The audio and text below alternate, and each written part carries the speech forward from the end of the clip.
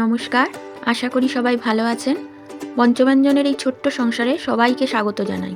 আজকে আবার একটা নতুন রেসিপি নিয়ে চলে এলাম। আজকে বানাবো আমি পালং পুরি এবং এর সাথে বানাবো একটু ভিন্ন স্বাদের আলুর তরকারি। তো চলুন রেসিপিটি শুরু করা যাক। প্রথমেই নিয়ে নিলাম কিছুটা পরিমাণ পালং শাক। শাকটাকে ভালোভাবে জলে ধুয়ে পরিষ্কার করে নিলাম। এরপর শাকের গোড়াগুলো কেটে বাদ দিয়ে দিলাম। এরপর কড়াইতে কিছুটা পরিমাণ জল গরম করে নিয়ে পালং শাকগুলোকে 2 মিনিটের মতো ভাপিয়ে নিলাম। ভাপানো পালং শাকগুলোকে জল থেকে তুলে নিয়ে ঠান্ডা হতে দিলাম। এরপর মিক্সিং জারের মধ্যে পালং শাক, কিছুটা পরিমাণ ধনেপাতা, 2টো কাঁচা লঙ্কা, আদা এবং 4 কোয়া মতো রসুন দিয়ে ভালোভাবে পেস্ট করে নিলাম। আরেকটা পাত্রে 1.5 কাপ মতো আটা নিয়ে নিলাম। আটার মধ্যে দিয়ে দিলাম পরিমাণ মতো নুন, হলুদ এবং অল্প একটু চাট মশলা। এর মধ্যে দিয়ে দিলাম 1 চামচ মতো কালো জিরা এবং 1 চামচ মতো জোয়ান। দিয়ে দিলাম 1 চামচ মতো সাদা রিফাইন্ড অয়েল। এরপর সবকিছু খুব ভালোভাবে মিশিয়ে নিলাম। পালং শাকের যে পেস্টটা আগে তৈরি করে রেখেছিলাম সেটাও এর মধ্যে দিয়ে দিলাম। পালং শাকের পেস্টেই আটাটা অর্ধেক মতো মাখা হয়ে যাবে। এরপর যেটুকুনি জল লাগবে সেটা মিক্সির পাত্র ধোয়া যে জলটা রয়েছে সেই জলটা অল্প অল্প করে যেটুকুনি লাগবে সেটুকুনি মিশিয়ে আটাটাকে পুরো ভালোভাবে মেখে নিতে হবে। আটা মাখাটা খুব বেশি শক্তও হবে না বা খুব বেশি নরমও হবে না। রুটি করতে গেলে আমরা যেভাবে আটা মাখি সেই রকমভাবেই আটাটা মেখে ফেলতে হবে। আটা মাখাটা কিছুক্ষণ রেস্টে রেখে দিতে হবে। এবার আমরা আলুর তরকারিটা করে নেব। সেদ্ধ আলুগুলোকে টুকরো টুকরো করে কেটে নিলাম।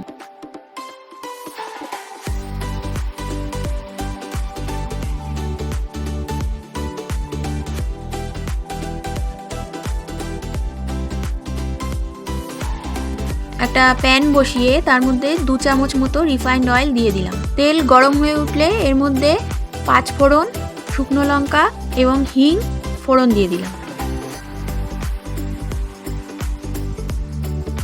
ফোড়ন থেকে বেশ সুন্দর একটা গন্ধ উঠলে তখন আলুগুলো ছেড়ে দিলাম। আলুগুলো একটু ভাজা ভাজা হয়ে গেলে এর মধ্যে টমেটো কুচি দিয়ে দিলাম আর দিয়ে দিলাম 1 মুঠো মতো কড়াইশুঁটি।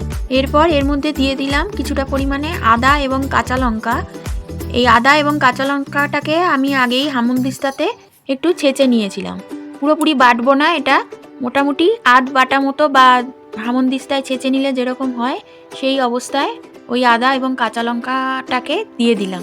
এই অবস্থায় এটাকে একটু নাড়াচাড়া করে নিয়ে এর মধ্যে স্বাদমতো নুন, হলুদ, কাশ্মীরি লঙ্কা গুঁড়ো এবং স্বাদমতো চিনি দিয়ে দিলাম।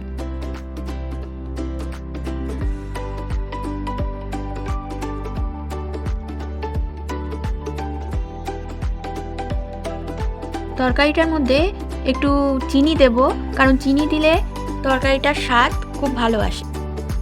সব কিছু ভালো করে কষানো হয়ে গেলে একটু উষ্ণ গরম জল এর মধ্যে ঢেলে দেব। এবার একটা ঢাকনা দিয়ে ঢেকে কিছুক্ষণ এটাকে রান্না হতে দেব। তরকারিটা যখন একদম গা মাখা মাখা হয়ে যাবে এবং টমেটোগুলো গলে যাবে তখন বুঝতে হবে যে তরকারিটা হয়েছে। এই অবস্থায় গ্যাস বন্ধ করে দেবো। তো পুরির সাথে খাওয়ার জন্য এই ভিন্ন স্বাদের ঝাল ঝাল আলুর তরকারি রেডি হয়ে গেল। এইবার চলুন পুরি তৈরি করি। যে আটার ডোটা তৈরি করে রেখেছিলাম সেইটা থেকে ছোট ছোট লেচি কেটে নিলাম। এরপর পুরিগুলোকে বেলে নিলাম তেলের সাহায্যে। এখানে আমি আটা বা ময়দা কিছু ইউজ করব না, তেল দিয়েই বেলে নেব।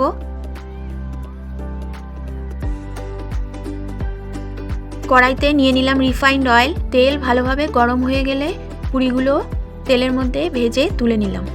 তৈরি হয়ে গেল ফুলকো ফুলকো পালং পুরি এবং তার সাথে ঝাল ঝাল ভিন্ন স্বাদের আলুর তরকারি।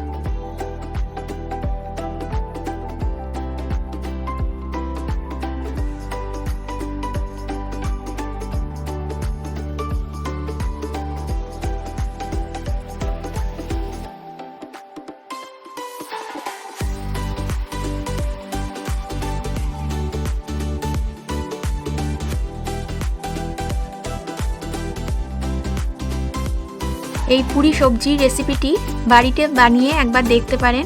আশা করি খুবই ভালো লাগবে। রেসিপিটি কেমন লাগলো কমেন্ট করে জানাবেন। ভালো লাগলে লাইক, শেয়ার এবং সাবস্ক্রাইব করে পাশে থাকবেন। আজ তাহলে চলি, এরপর দেখা হবে অন্য কোনো দিন অন্য কোনো রেসিপি নিয়ে।